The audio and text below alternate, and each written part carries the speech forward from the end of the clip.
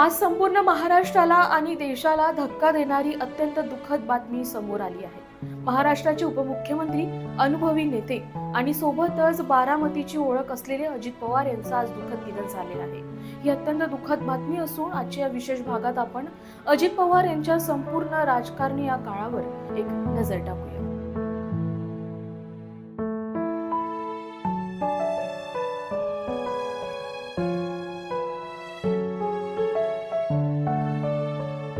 आज सकाळी बारामतीला मीटिंग करायला जात असताना विमानाने नियंत्रण सोडल्याने हा दुर्दैवी अपघात झालेला आहे।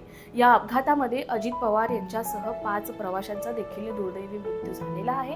अजित पवार यांच्या राजकीय कार्यकाळावर जर आपण नजर टाकली तर जून 1991 मध्ये त्यांनी राजकारणात पहिलं पाऊल टाकलेलं होतं। जून 1991 पासून ते आजच्या दिवसापर्यंत आपण स्क्रीनवर बघू शकता की कशा प्रकारे एकंदरीत अजित पवार यांचा राजकीय कार्यकाळ हा राहिलेला आहे आणि कुठलं खातं त्यांनी आजच्या तारखेपर्यंत सांभाळलेलं आहे।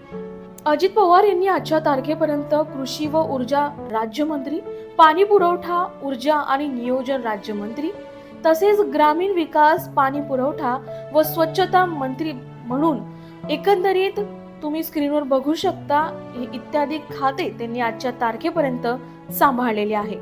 अजित पवार हे अनेकदा उपमुख्यमंत्री म्हणून महाराष्ट्राच्या प्रशासनात सक्रिय भूमिका निभावत आलेले आहे। अजित पवार यांच्या दुःखद निधनानंतर राजकीय तसेच सामाजिक क्षेत्रात मोठी हानी झाली आहे। ही बातमी पुढे येताच संपूर्ण परिवार दिल्लीहून पुणेकडे रवाना झालेला आहे।